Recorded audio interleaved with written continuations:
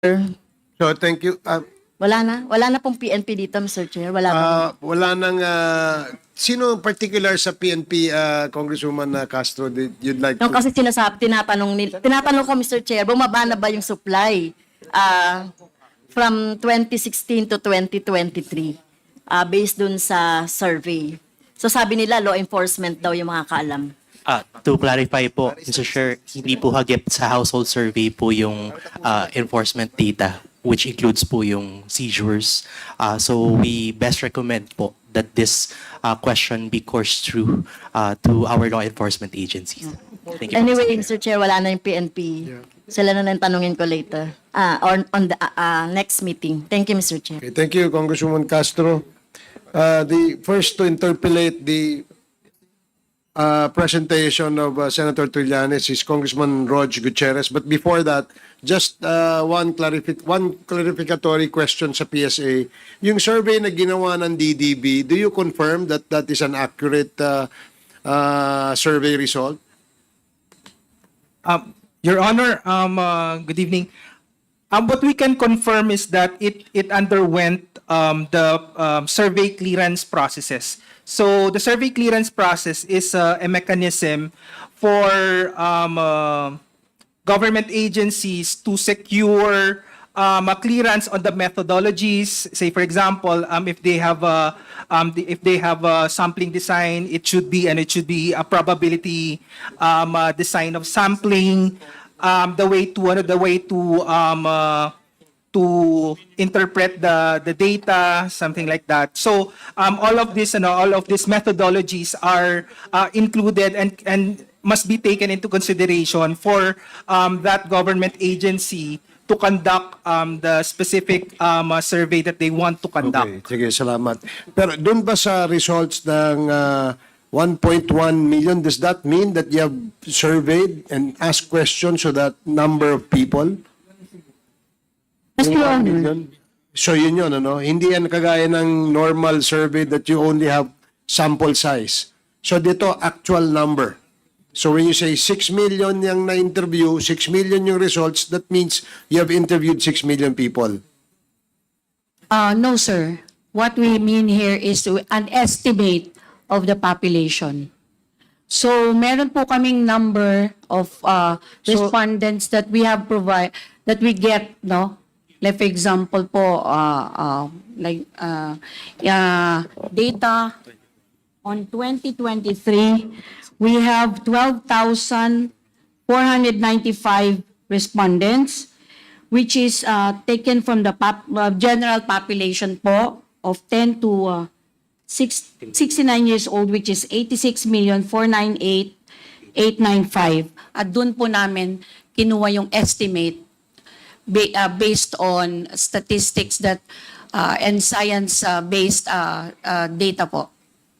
Sige, kasi I'm just wondering, I'm not quite familiar with the science-based approach and methodology nyo ginagawa. No? Kasi like, when you say an ordinary survey, kunyari, tatanong mo yung household, ano yung sabong paborito nila, you only get a sample size. Sa drugs ba, ganyan din, sample size? Yun din po yung ginawa namin dito, sir. We get a representative sample So, ibig from sabihin. the general population at randomly selected po ito. Sige, okay, sige. Salamat po. Thank you po. So, the first to interpolate is Congressman Rog Gutierrez. You're correct. You have 10 minutes. Thank you, Mr. Chair. Mr. Chair, before I ask the good senator, just on those points earlier with the DDP, I'd like to ask them po, to the Dangerous Drugs Board po, Mr. Chair, if I'd like to ask them. DDB? Sorry. Mr. Chair, thank you. To DDB lang po, I hope you understand. We're not here to argue po, no? You're the experts, kayo po talagang nakakalam sa statistics. Ngunit, I think you'd understand our surprise po, no, with your results. Just to really hammer down, sabi po niyo 95% sure, you have the statistical background to back it up. However, I think we'd find it hard to believe po, no? Because when we're talking about this, especially on the topic of drug use, there would be a strong response bias to this po, no? Because this is not necessarily a behavior that you would willingly admit to in a survey. And I'm sure you have the science to back it up that you consider this pa rin But you still remain positively confident in the numbers, the estimates that you've given. Yes. Yes, Mr. Chair. The survey instruments and the methodologies were framed in such a way that will still maintain the authenticity of the answers of the respondents as much as possible. And despite this, there's no observable difference given the drug war. I mean, I think that's where most of the congressmen are expressing their disbelief. Because you have your survey, your data points are 2015 and 2019, tama po ba? Yet during supposedly the peak of the drug war between 2016 to 2018, it's had only an effect of 4% Mr. for Chair, drug users. for the drug users. And based on the data presented from the National Household Survey, yes, but we emphasize that there is a continuous downward trend, which could be attributed on the policy systems and mechanisms that has been institutionalized through the national anti-drug strategy framework, which we are implementing on both drug supply and drug demand reduction, together with all the task agencies mandated to implement these in their respective programs and priorities. Thank you. And just to be clear, the DDB, just to distinguish the difference, the DDB is more on the policy consideration side in support of the Office of the President, while the PDEA is the drug enforcement side po, no? Yes, Mr. Chair. Do you make use of any other method of coming up with these estimates aside from your survey, or you're really just relying on this every 3-year household survey po? Specific for the drug user data, Mr. Chair, yes po. Okay. Thank you. Mr. Chair, I'd like to direct my next question to the PIDEA through ASEC Gumban, perhaps. ASEC, good evening. Do you also, as the enforcement agency charged with, drug use, do you concern yourself also with statistics such as that on the drug users, or you're purely on the drug supply side lang po? We get the data also from Dangerous Drugs Board regarding how many users that we have. Okay, so Yes, that is the accurate one.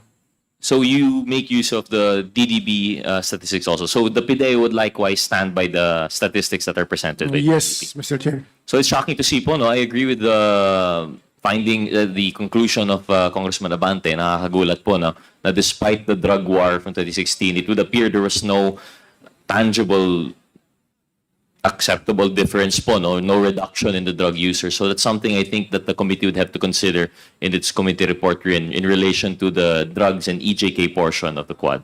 With that, Mr. Chair, I thank you, DDB and PIDEA. I'd like to now ask former Senator Trillanes regarding the presentation earlier. Senator, good evening po. Good evening, Mr. Chairman.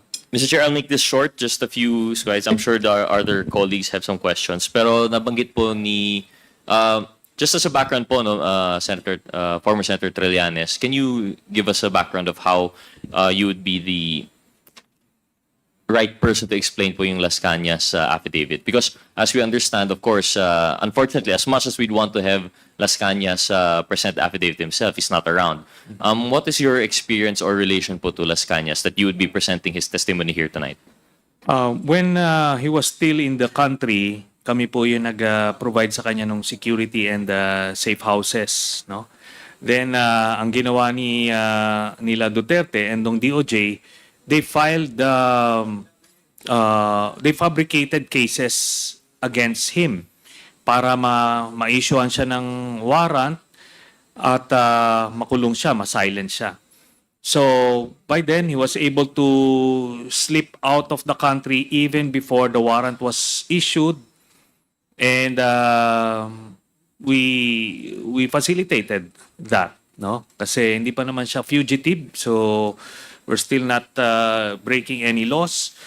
So we were able to do that at they made sure na ano pa, no? They followed through, kinancel po yung kanyang passport at pinasahan siya ng red notice sa Interpol. But by then nakapag-seek siya ng asylum somewhere. So, yan po ang background nun. Then,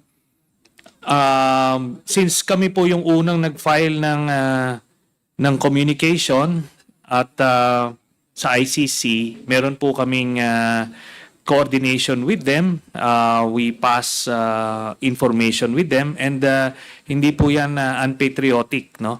In fact, on the contrary, that is a patriotic thing to do nung mga panahon na walang masilungan o masakluluhan ang mga kababayan natin. We did the right thing. Member pa tayo ng ICC at that time, no? Hindi po tayo we're not dealing with some shady organization. So, kuwan po, nagkakaroon po ng ugnayan through intermediaries. Tapos, eventually nga, we were able to get hold of that 186-page affidavit. Then, meron siyang video na patutuo while he's signing, and yung conclusion, binasa po niya. So, yun po ang naging kuha namin. Standpoint. Sabi ko nga po, pwede naman pong i-question yung authenticity niyan, pero the ICC, ando doon na po sila sa Witness Protection Program, at hindi lang po yan, natapos na po yung kanyang yung testimony niya. So even before the trial began, or even before the trial begins, tapos na ho siya because alam nila kung gaano ka-critical yung kanyang testimony. So, to rule out any scenario na habulin siya ng mga assassins para ma-preempt yung trial, nakuha na po. So, duly represented yung camp ni Duterte ng isang ICC-appointed defense lawyer. So, the rights of both parties were protected. Thank you. So, Senator Trillanes, your relation po with Las Cañas is you've helped facilitate the cooperation po with the ICC, tama po. So, although the affidavit might not be, he's not here to testify it on his behalf, you would necessarily have knowledge po of the facts that at least that he